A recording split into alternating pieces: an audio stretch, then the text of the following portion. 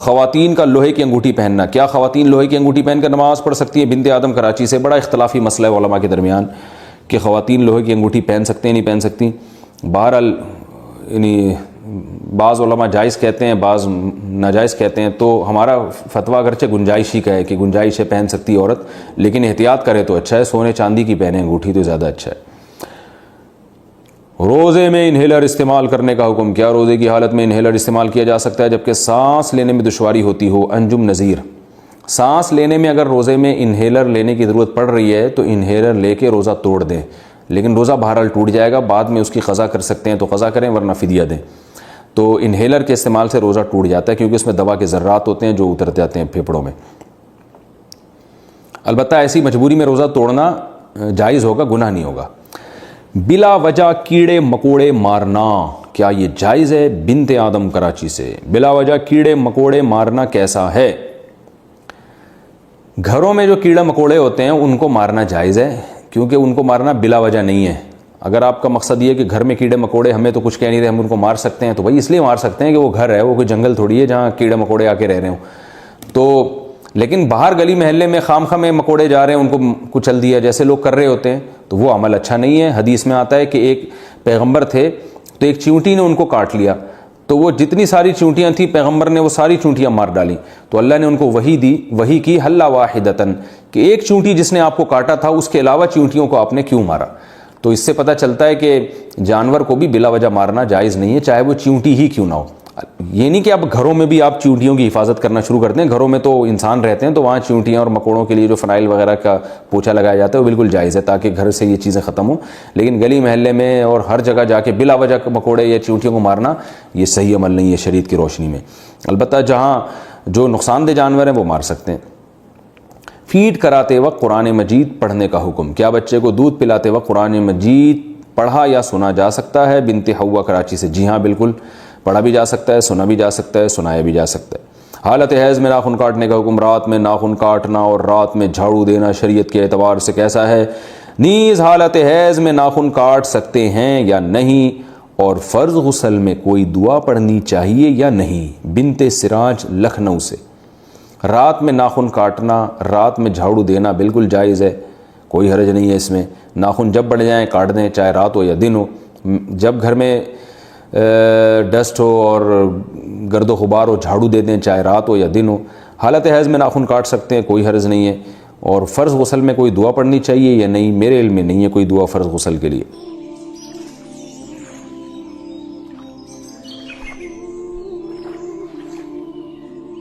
کی دنیا بھی بڑی عجیب ہے. ایک طرف آ رہی ہوگی، ایک فیس بک پہ نا ایک کلپ آ رہا ہوگا، سائنسدان جا رہے ہیں ادھر، وہ نا اوپر سے چھلانگ لگا رہے ہیں، کوئی چاند پہ جا رہا ہے، کوئی خلائی سیارے چھوڑ رہے ہیں. نیچے آ رہا ہوگا، اسی کے نیچے پاکستانیوں کی آ رہی ہوگی نیچے آ رہی ہوگی، اور وہ فتویٰ لگا رہا ہوگا نا دوسرے پہ، یہ ایسا ہے، چیلنج ہے، میں قیامت تک جواب نہیں لا سکتا. اب جو پڑھے لکھے، نیچے پھر کوئی سائنٹسٹ جاپان کا آیا ہوا ہوگا نا، وہ ایک ٹرین ایجاد کر رہا ہے جو 500 کلومیٹر سے بھی زیادہ آگے چلے گی. اب کیسے چلے گی؟ ہوا میں چلے گی جی. یا کوئی ایسی سرنگ ایجاد کر رہے ہیں اب 2 گھنٹے میں کراچی سے لندن. گوروں کی نا ساری اس طرح کی کلپس آ رہے ہوتے ہیں، پاکستانیوں کے کلپس ایسے آ رہے ہوتے ہیں، وہ تقریر کرتے کرتے 2 فٹ اچھل رہا ہے، اچھل کے اوپر جا کے دھڑام سے نیچے آیا تو اسٹیج ہی ٹوٹ گیا اس کا نا. اور وہ دیوبندی ایسے، تو اہل حدیث ایسے، تو بریلوی ایسے، تو وہ کہہ رہا ہے وہ کافر، وہ کہہ رہے. نیچے پڑھے لکھے لوگوں نے کمنٹس کیے ہوتے ہیں کہ گورا کیا کر رہا ہے، اور ان مولویوں کی حرکتیں دیکھو یہ کیا کر رہے ہیں. بڑا زبردست نا وہ چل رہا ہوتا ہے، اور واقعی ایسا لگ رہا ہوتا ہے یار گورا کیا کر رہا ہے اور تم کیا کر رہے ہو بیٹھ کے. بڑا ایک برا سا امیج جا رہا ہوتا ہے. اچھا نیچے میرا کلپ آ رہا ہوگا 4 شادیوں پر، میرا بھی چل رہا ہوتا ہے ساتھ میں. لوگ کہتے ہیں یار یہ اپنی دنیا میں، یار اس کو شادیوں کے علاوہ کچھ نہیں آتا. بھائی ہمارے 1.5 گھنٹے کے یہ تو آج میں نے شادیوں کا اتنا لمبا ٹاپک کھینچ دیا، ورنہ ہمارا وہ بیان سنو. شارٹ کلپ والوں کو پتا ہے کہ یہ چیز 2 منٹ کی کھینچ کے چلاؤ گے تو چلے گی مارکیٹ میں. نماز روزے کی بات مارکیٹ میں چلتی نہیں ہے. تو ایسے ہی نا 10-15 منٹ میں زیادہ نہیں بیٹھتا میں. لوگ بیٹھے رہتے پوری رات فیس بک پہ. میرا اپنا پیج کس نام سے مجھے پتہ ہی نہیں ہو، تو آفیشیل ایک پیج ہے وہ چلا رہے ہیں ایڈمن. باقی جو میرا پرسنل پیج 2-3 دفعہ بن چکا ہے پھر میں بھول جاتا ہوں اس کی آئی ڈی ہے کیا، میرا والا ہے کون سا. فیس بک پہ تو ٹائم ویسٹنگ ہے. تو کل میرا ایک نظر سے گزرا ایک ساحل، وہ ہے بڑے ساحل ندیم صاحب. یار تم پہلے نام وہ کچھ اور کہہ رہے ہیں، وہ کچھ اور کہہ رہے ہیں. ساحل ندیم، ادیم، الف دال، ساحل ادیم، وہ کہہ رہے ہیں ندیم ہے، ادیم ہے. اچھا خیر جی، ساحل صاحب ٹھیک ہے نا. وہ کہیں کلاس میں نا کوئی لیکچر لے رہے ہیں, تو اصل میں اس کا وہ نام ایسا اٹریکٹیو تھا, تو وہ بعض دفعہ لیبل اتنا اٹریکٹیو ہوتا ہے, آدمی کہتا ہے اس کو تو دیکھ لو. اس میں یہ تھا کہ آپ کی کلاس زیادہ اہم ہے یا نماز زیادہ اہم ہے, یہ سوال تھا. تو وہ اس کا نام یہ تھا. میں نے کہا یہ کیا مطلب, کلاس زیادہ اہم ہے یا نماز زیادہ اہم ہے, کہیں ایسے تو نہیں نماز کو زیادہ اہمیت دیتے ہوں, سوری کلاس کو زیادہ اہمیت دیتے ہوں یہ. تو کسی کو انہوں نے وہ مائک پکڑایا, جی کیا سوال ہے. اس نے کہا سر میرا آپ سے سوال یہ ہے کہ آپ کے نظر میں آپ کی کلاس کی ویلیو نماز سے زیادہ ہے, کیونکہ 1:30 بجے جماعت کی نماز ہوتی ہے, آپ نماز چھوڑ کر آپ کلاس میں لگے رہتے ہیں. وہ تھوڑا سا ایکسائٹیڈ ہو گئے نا, آپ کیسے فیصلہ کر رہے ہیں, غصہ ہو گئے. تو نیچے لوگوں نے کہا آپ کو غصہ نہیں ہونا چاہیے. بات میں پتہ نہیں کیا کر رہا تھا, یہ یہاں کہاں سے آ گئی. بات یہ ہے کہ جو سوال جس نے پوچھا ہے نا 100% غلط اسٹائل میں سوال پوچھا ہے, یہ طریقہ ہی غلط ہے. آپ نے فتویٰ پہلے لگا دیا تو اب آپ کو پوچھنے کی ضرورت کیا ہے. جب آپ نے فتویٰ لگا ہی دیا کہ آپ کی نظر میں آپ کی کلاس کی ویلیو نماز سے زیادہ ہے, تو ہونا یہ چاہیے آپ اٹھ کے چلے جائیں کہ جی آپ تو مسلمان ہی نہیں ہیں, آپ کی نظر میں کلاس کی ویلیو کیا ہے, نماز سے زیادہ ہے. اور پھر جو بھی لیکچر دے رہا ہوتا ہے نا اس کی ایک عزت ہوتی ہے. کبھی بھی اس اسٹائل میں اس سے سوال کرنا کہ وہ اپنی بے عزتی محسوس کرنا شروع کر دے, یہ سوال پوچھنے کا صحیح طریقہ ہے ہی نہیں. ہونا یہ چاہیے کہ آپ سوال پوچھیں کہ سر کچھ لوگوں کو غلط فہمی ہو رہی ہے کہ 1:30 بجے یہاں نماز بھی ہوتی ہے تو آپ کی کلاس بھی چل رہی ہوتی ہے, تو شاید آپ کے علم میں نہ ہو, اور اگر آپ کے علم میں ہے تو کائنڈلی اس کو تھوڑا سا وضاحت کر دیں کہ ایسا کیوں کرتے ہیں. پھر لیکچرار کے ہاتھ میں مائک جائے تو وہ وضاحت کر دے, بھائی یہ کوئی مسجد کی جماعت تو ہے نہیں, یہ تو کئی جماعتیں ہو سکتی ہیں یہاں پہ, تو اب اتنا بڑا کراؤڈ ہے, ہم اس کو پہلے نماز کے لیے بھیجیں تو بہتر نہیں ہے کہ ہم اپنی جماعت کرا لیں. اس طرح کے کوئی بھی جواب, وہ تو خیر ان کا ہیڈ ہے کہ کیا جواب دینا چاہیے کیا نہیں دینا چاہیے, لیکن سوال پوچھنے والے کا اسٹائل 100% غلط تھا. میں نے سوچا تھا میں اس پہ بات اس لیے کروں گا کہ بہت سارے کمنٹس جو تھے نا وہ لیکچرار کے خلاف تھے, تو مجھے اندازہ ہوا کہ لوگوں کو نا ایسے موقع پہ جج کرنا لوگوں کے لیے کہ صحیح کون ہے غلط کون ہے, اس کا مطلب لوگوں میں جج کرنے کا بھی شعور نہیں ہے. ہونا یہ چاہیے تھا کہ سب اس کو غلط کہتے کہ بھئی یہ سوال پوچھنے کا انداز کون سا ہے, کہ آپ نے ایک طنز کر دیا نا اگلے کے اوپر کہ آپ کی نظر میں کیا نماز کی اہمیت, آپ یعنی آپ کی نظر میں آپ کے لیکچر اور کلاس کی اہمیت کیا نماز سے زیادہ ہے, تو ایک طنز کر دیا نا آپ نے کسی کے اوپر. اصولی طور پر ہونا یہ چاہیے کہ ایسے سوال آپ چھپڑ میں پوچھیں, آپ سائٹ پہ لے جائیں, پرچی بھی لکھ دیں کہ سر نماز کا ٹائم ہوتا ہے, کوئی لاجک ہے اس کی, تو وہ آپ کو الگ میں بتا دیں. اور اگر اگلے کو ایسے موقع پر اپنی غلطی کا احساس ہو جاتا ہے, توجہ نہیں ہوتی, وہ اگلے کل سے اعلان کر دے گا بھائی 1:30 بجے چونکہ نماز ہوتی ہے تو کلاس آف ہو جائے گی. 20 طریقے ہوتے ہیں معاشرے کی اصلاح کے. لیکن جب آپ نے لگا دیا فتویٰ یا سوال ایسے اسٹائل میں پوچھا کہ اگلا بے عزتی محسوس کر رہا ہے, لوگ یہ بھی کہہ رہے ہیں کہ یہ ایکسائٹیڈ کیوں ہو رہے ہیں. دیکھو امام شافعی کا قول ہے من اغضب فلم یغضب فهو حمار. آج کل اس کو بھی بڑا اخلاق سمجھا جاتا ہے کہ بندے کو غصہ ہی نہیں آتا, اتنے نیک ہیں, کبھی غصے میں دیکھا ہی نہیں ہے, گدھا ہے, یہ نیک نہیں ہے. اس کا مطلب یہ حساس ہی نہیں ہے, اس کے اندر احساسات اور جذبات ہی ختم ہو گئے ہیں. تو یہ تو من اغضب, امام شافعی کہتے ہیں جس کو غصہ دلایا جائے نا پھر بھی بالکل بھی نہیں آتا, اس کا مطلب وہ انسان نہیں ہے. وہ کیا ہے, تو انسان ہے تو وہ ایکسائٹیڈ بھی ہوتا ہے. بھرے مجمع میں آپ کسی پر ایسا طنز کر لیں. تو خیر یہ میری بات ٹاپکس جو میں عرض کر رہا تھا نا کہ ہم پہ یہ صرف یہ نہیں کہتے کہ آپ ربیع الاول مناتے کیوں نہیں ہیں, پھر یہ الزام بھی لگاتے ہیں یہ نبی کے گستاخ ہیں, یہ بھی کہ ان کو نبی سے محبت نہیں ہے, مناتے وہی ہیں جو نبی سے محبت کریں گے. ساری طنزیاں باتیں کر کے آپ اگلے کو جذباتی کر رہے ہو, پھر ایک دن وہ جذباتی تقریر کر دے تو کہتے ہیں دیکھو ان کے اخلاق کیسے ہیں, یہ بات کیسے کر رہے ہیں. تو آپ بھی تو انداز کون سا اختیار کر رہے ہیں. آپ کو زیادہ اسٹائل یہ ہونا چاہیے کہ یہ جو اہل حدیث اور دیوبندی لوگ ہیں یہ جناب ربیع الاول نہیں مناتے تو ہمارے دلائل مضبوط ہیں, ان کے دلائل کیا ہیں, کمزور ہیں, تو ہم دلائل کا جواب دلائل سے دے دیں گے. لیکن جب آپ طنز کرنے پر آ رہے ہو کہ ان کو یہ نبی کو مانتے نہیں ہیں, یہ نبی کے گستاخ ہیں, مناتا وہی ہے جس کو نبی سے محبت ہوتی ہے, بھئی یہ نبی کی تعلیمات کے آپ کیسے جا رہے ہو. یہ اسٹائل ہی نبی کی تعلیمات کا نہیں ہے, نبی کا یہ انداز نہیں کہ آپ طنز کرنا شروع کر دیں. اسی طرح کربلا میں حضرت حسین کے قصے واقعات سنا کے لوگوں کو پراپر رلانا, اور جو کہے اس طرح یہ شریعت کا اصول نہیں ہے, ایسے کوئی فوراً فتویٰ کہ ان لوگوں کے اہل بیت سے محبت نہیں ہے, تو یہ طنزیہ طریقہ ہے بھائی. یہ ایسی چیزوں سے متاثر ہو کر آپ ہی کا اسٹائل اختیار کر لیں, تو ہمیں تو قرآن و سنت چاہیے, ہمیں قرآن و سنت سے ثبوت دکھائیں.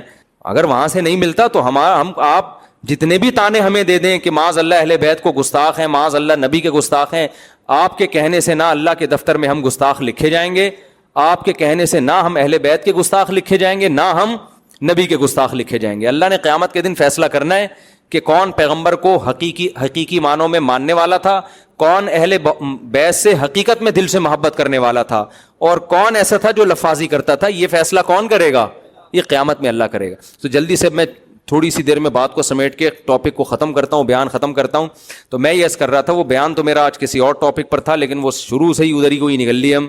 تو میں کہہ رہا ہوں بھائی, اگر اللہ نے آپشن رکھا ہوتا کہ اسلام کے علاوہ کوئی اور چیز ہے تو ہم ادھر چلے جاتے, دیکھتے سوسائٹی میں کہ کیا ابھی ہم 2-4 دماغ مل بیٹھ کے غور کر لیتے کہ یار یہ دوسرا آپشن ہے, آپشن بی. چلے تھے نا ایک زمانے میں آپشن اے آپشن بی, ہم آپشن بی کی طرف آتے. اللہ میاں نے کہا کہ آپشن اے ہی ہے, اس کے علاوہ تمہارے پاس کوئی اور آپشن ہے نہیں. اگر اسلام کے علاوہ کسی اور دین کو, کسی اور طریقہ حیات کو اختیار کیا, آخرت میں تمہیں چھوڑوں گا نہیں. تو اگر ہمیں پیغمبر کے برحق ہونے پر معاذ اللہ شک ہوتا, اسلام کے برحق ہونے پر شک ہوتا, تو ہم کہتے یار چھوٹی موٹی باتیں اسلام کی مان لو, زیادہ بڑے چکروں میں پڑنے کی ضرورت نہیں ہے. اور پیسے بھی ہمارے داؤ پہ. میں اگر روحانی علاج کرنا شروع کر دوں نا, خدا کی قسم نہیں کھانی چاہیے لیکن کھاؤں گا, ہانس نہیں ہوں گا, کروڑوں روپے کماؤں گا میں بیٹھ کے, کروڑوں روپے کماؤں گا بیٹھ. میرے پاس تو اتنے کروڑوں روپے کمانے کے لوگ مجھے یوٹیوب پہ تانے دے رہے ہیں اتنے. ابے ہمارے پاس کمانے کے جو ذریعے ہیں نا, اگر ہم تھوڑا روحانی ٹوپی ڈراموں پہ آ جائے نا, کیونکہ روحانی علاج والوں کو جس طرح جو لوگوں کو بیوقوف بناتے ہیں نا, اللہ نے ہمیں ٹوٹا پھوٹا اتنا دماغ دیا, ہم زیادہ اچھے طریقے سے بیوقوف بنا سکتے ہیں, لیکن ہم بناتے نہیں ہیں. اس لیے کہ آخرت میں اللہ کو جواب دینا ہے, روحانی والے کیا ہیں, یہ تو ان کی جو حماقت ہے ہم 2 منٹ میں پکڑ لیتے ہیں ایسے بیٹھ کے, الو بنا رہا ہے.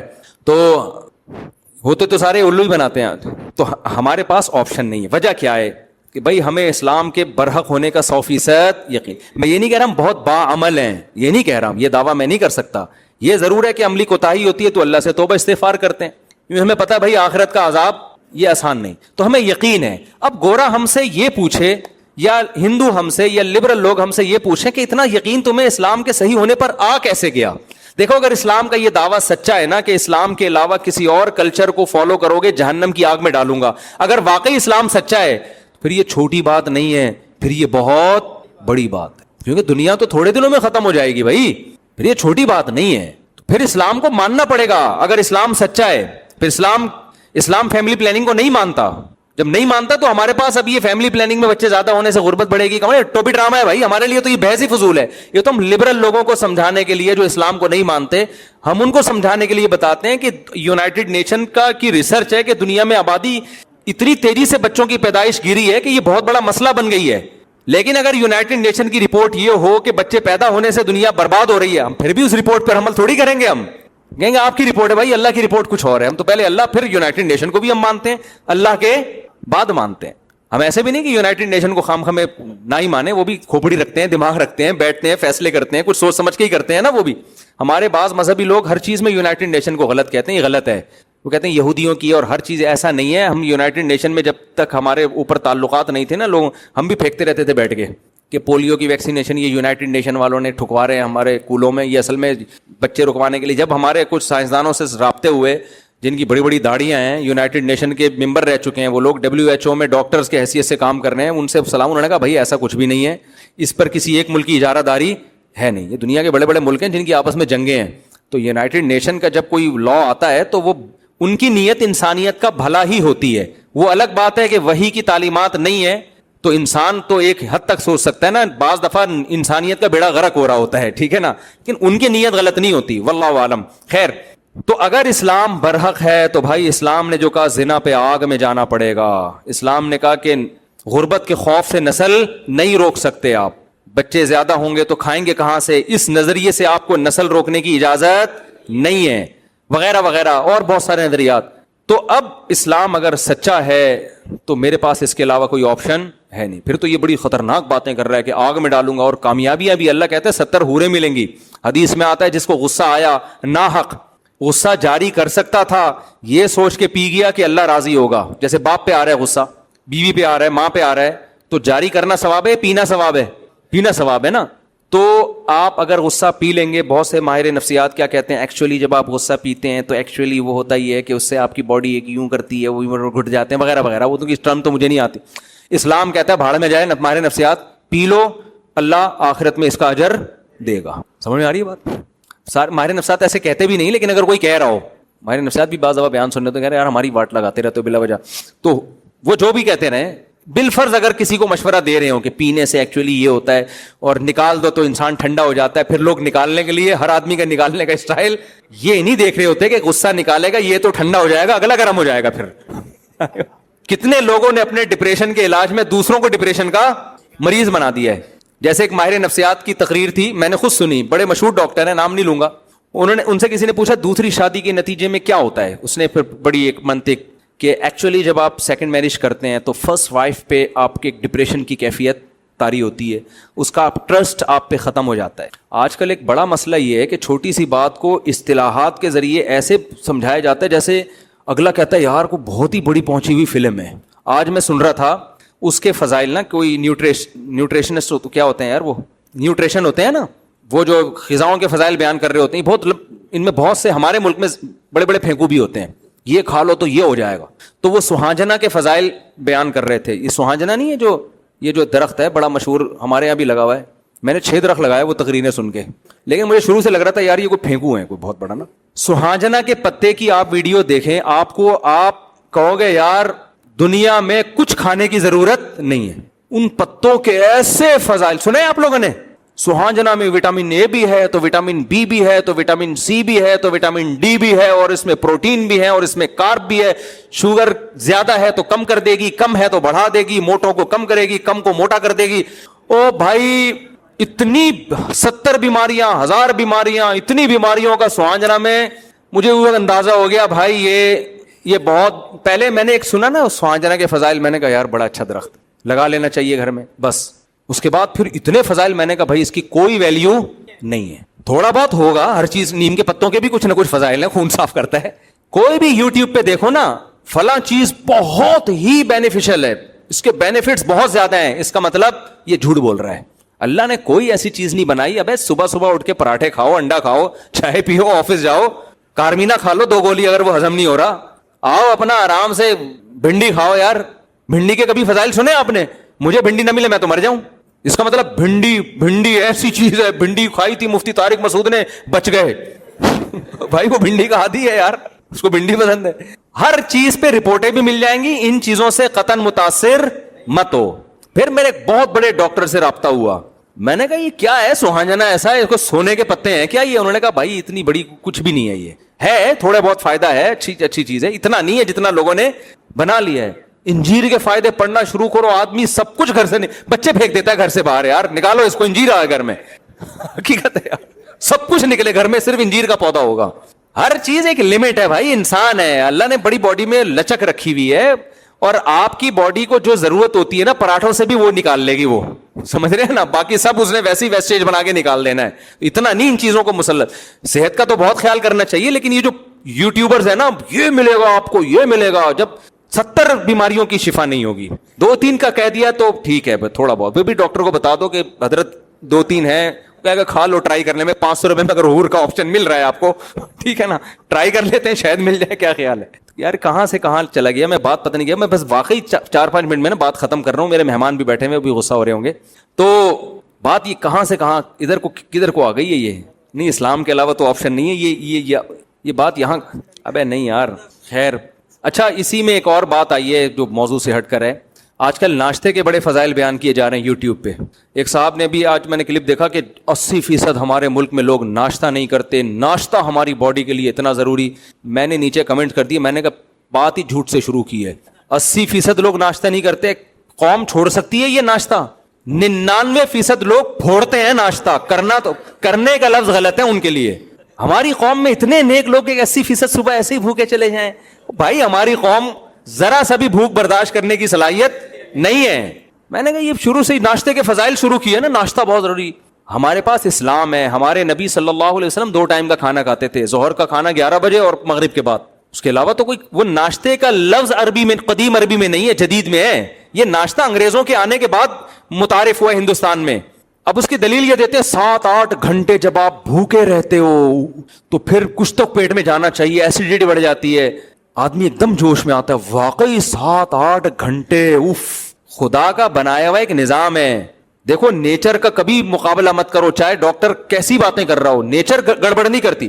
جب آپ کی باڈی کو خوراک کی ضرورت ہوتی ہے, خدا کی قسم ڈاکٹر نہیں بتائے گا, آپ کی نیچر بتائے گی آپ کو. کھانا کتنا کھانا ہے اور کب کھانا ہے یہ ڈاکٹروں کا فیلڈ نہیں ہے, یہ آپ کی باڈی خود بتائے گی. بھوک لگے گی تو کھا لو, نہیں لگے صبح آپ اٹھے شدید بھوک لگ رہی ہے, ساری دنیا کے ڈاکٹر کا ناشتہ نہیں کرنا چاہیے, آپ بولے بھاڑ میں جائے, مجھے بھوک لگ رہی ہے میں کروں گا ناشتہ, اور صبح آپ اٹھے بھوک نہیں لگ رہی ہے آپ کو, آپ کی باڈی میں انرجی ہے, ہوتی ہے عام طور پہ صبح باڈی میں انرجی, پھر ساری دنیا کے ڈاکٹروں کی رپورٹ ہو کہ ناشتہ ضروری ہے, آپ بولے رپورٹ اپنے پاس رکھو میں ناشتہ, کیونکہ بغیر بھوک کے کھانا, یہ اس کا مطلب باڈی دھوکہ دے رہی ہے آپ کو, باڈی دھوکہ نہیں دیتی آپ کو. میں عموماً تو نہیں, جب بھی فجر کی نماز کے بعد جاگنگ کرتا ہوں, ہمیں تو بھوک, اگر آپ کے انرجی لیول واقعی اتنا گرا ہوا ہے 7-8 گھنٹے, تو صبح تو آپ کو جاگنگ کر ہی نہیں سکتے, آپ کچھ کھائی پی. ہم تو صبح سب سے زیادہ ایکٹیو ہوتا ہے آدمی. بعض ڈاکٹروں کی یہ تحقیق ہے کہ صبح کے وقت قدرتی طور پر آپ کا شوگر لیول ہائی ہوتا ہے, یہ خدا کا بنایا ہوا ایک نظام ہے. اگر آپ پراٹھے پھوڑ دیں نا, میں بھی مشورے پراٹھے کو دے رہا ہوں تو غلط دے رہا ہوتا ہوں, نہیں کھانے چاہیے پراٹھے, تو آپ کا وہ شوگر لیول اور زیادہ کیا ہو جائے گا, ہائی ہو جائے گا. آپ جب صبح اٹھتے ہیں, آپ جاگنگ کر کے دیکھیں, واکنگ کر کے دیکھیں, آپ کو بھوک نہیں لگتی. 11-12 بجے طبیعت سے بھوک چمکنا شروع ہو جاتی, اس وقت کھاؤ آپ. تو ناشتہ کریں, میں بھی کرتا ہوں, لیکن اس کے فضائل لوگوں کے سامنے مت سنائیں. ہم تو عادی ہو گئے اس لیے پھوڑ پھاڑ رہے ہیں کہ چلو, پھر اب صحت کے نقصان دے تو کیوں کر رہے ہیں. اب بھائی صحت ایک حد تک ہمیں فکر ہے صحت کی, وہی ہے کہ جیسے چائنا والے گرم پانی پیتے ہیں کہ ٹھنڈے پانی سے صحت خراب ہوتی ہے, ہم ان کو مشورہ دیتے ہیں ٹھنڈے پانی پی کے مر جانا, یہ گرم پانی پی کے زندہ رہنے سے بہتر ہے. ایسی زندگی جس میں ٹھنڈا پانی نہ پیو, بیٹھ کے کیا کرنا ہے یار. تو ہم بھی کہتے ہیں یار پراٹھے کھاتے کھاتے چلے ہیں, اللہ بچائے سب کو خیر صحت کا. تو یہ سب سے پہلے آپ کی نیچر آپ کو بتائے گی. اب جلدی سے سچی مچی میں 2 منٹ میں سمیٹ رہا ہوں, ان کو بھی بہت غصہ آ رہا ہے, سچی مچی کہ جو بات چل رہی تھی پہلے مجھے وہ بتا دیں تاکہ میں بیان کو سمیٹ کے ختم کروں. ہاں, تو میں اس کر رہا تھا کہ اسلام اصل میں آپشن نہیں دیتا, تو اب اسلام کے ہمیں سچا ہونے کا اگر یقین ہے تو ہم پھر مانیں گے یار جہنم کی وعیدیں بھی صحیح ہیں اور حوروں کی باتیں بھی صحیح ہیں. تو اسلام کہتا ہے غصہ کے کڑوا گھونٹ آپ نے پی لیا, یزوجہ من الحور العین ما یشاء. اللہ تعالیٰ, اللہ کے نبی نے فرمایا, بخاری مسلم کی حدیث, جو غصہ جاری کر سکتا تھا اللہ کی خاطر پی جائے, اللہ قیامت کے دن ایک خوبصورت حور اس کے سامنے لائیں گے اور مخلوق کے سامنے اس کا نکاح اس سے پڑھائیں گے. لبرل لوگ تو مذاق اڑاتے ہیں, ہم کہتے ہیں ان تسخروا منا فانا نسخر منکم. جیسے نوح علیہ السلام کی کشتی کا مذاق اڑایا جا رہا تھا کہ بارش ہے نہیں اور آپ کشتی بنا رہے ہیں, تو نوح علیہ السلام نے کہا تم ہمارا مذاق اڑا لو, تھوڑی دیر میں ہم تمہارا مذاق اڑائیں گے. ہم کہیں گے بھائی اگر یہ اللہ کے وعدے سچے ہیں اور اللہ نے واقعی حور کا انتظام کر دیا تو ہم تم پر ہنسیں گے کہ تمہیں کس کے وعدوں پہ یقین نہیں تھا, اللہ کے وعدے. اور یہ جو لبرل لوگ ہوتے ہیں نا, کہتے ہیں یہ حوروں کی لالچ قرآن کیوں دیتا ہے. اس لیے قرآن انسان کی, مرد کی نیچر کو جانتا ہے کہ جتنا یہ 4 شادیوں پہ بیان سن کے خوش ہوتے ہیں اتنا کسی اور چیز پہ یہ خوش نہیں, یہ نیچر ہے. اسلام نے وہی بات کی ہے جو انسان کی نیچر ہے, جو آپ کے لیے واقعی تحفہ ہے. اگر اللہ تعالیٰ کہتے ہیں جو غصے کے کڑوے گھونٹ کو پیے گا قیامت کے دن اس کو میں CA کی ڈگری دے دوں گا, میں نے کیا کرنا ہے بھائی قیامت کے دن اس ڈگری کا, یا اس کو یہ مل جائے گا. بھائی یہ جو ڈگریاں حاصل کر رہے ہیں لوگ پیسے کے لیے اور پیسے کے بعد لذتوں کے خواہش مند ہے نا, تو اللہ کہہ رہے حرام لذتیں چھوڑ دو, حلال لذتوں کا قیامت کے دن تمہارے لیے انتظام ہو جائے گا. تو ہمیں تو بڑی خوشی ہوگی بھائی اگر ہم غصہ پی لیں اور اللہ کسی حور سے ہماری شادی کرا دے, ہمیں تو بڑی خوشی ہوگی, اور ہم اس خوشی کا اظہار کرنے میں ہمیں کوئی ذلت محسوس نہیں ہوتی, کیونکہ منافق ہے وہ آدمی, دل میں کچھ اور ہو زبان پہ کچھ اور ہو. اور خوشی ان کمبختوں کو ہم سے زیادہ ہوتی ہے کیونکہ یہ ٹھرکی زیادہ ہوتے ہیں. یہ اس کی علامت ہے کہ یہ زنا کرتے ہیں, یہ نائٹ کلبوں میں. کیوں تم لڑکیوں کے لیے, اگر ان نائٹ کلبوں سے لڑکیوں کو بھگا دی, وسیم بھائی ستار بھائی کو لا کے بٹھا دو نائٹ کلبوں میں, تم وہ جائیں گے یہ لبرل لوگ نائٹ کلب میں. ایک صاحب میرے پاس ہے کہ علماء اسلامی فلمیں کیوں نہیں بناتے, جامع ترشید والوں کو چاہیے اسلامی فلمیں بنائیں. میں نے کہا اسلامی فلمیں چلیں گی نہیں مارکیٹ میں, یا تو ایک ہسٹری ہوتی ہے نا تاریخی, کہہ رہے نہیں اسلامی. میں نے کہا اسلامی فلم میں کیا ہیروئن کو دوپٹہ پہنائیں گے, اس میں ہم برقع پہنائیں گے اور تمیز سے وہ چلے گی, تو کون دیکھے گا اس کو, کیا خیال ہے بھائی. تو یہ جتنے لبرل لوگ ہیں نا, ایک دفعہ میں نے ایک شاگرد سے پوچھا, وہ ہمارا ایک شاگرد تھا لیاری کا, بڑا ہوشیار. میں نے کہا فرض کر لو اسلامی فلمیں بننا شروع ہو گئی, تو ذرا اسلامی نام بتاؤ فلموں کے. اس نے کہا استاد جی پہلی فلم آئے گی ہم زکات دے چکے صنم. اس نے کہا فلم آئے گی ہم زکات دے چکے صنم. دوسری فلم آئے گی جہاد تو ہونا ہی تھا.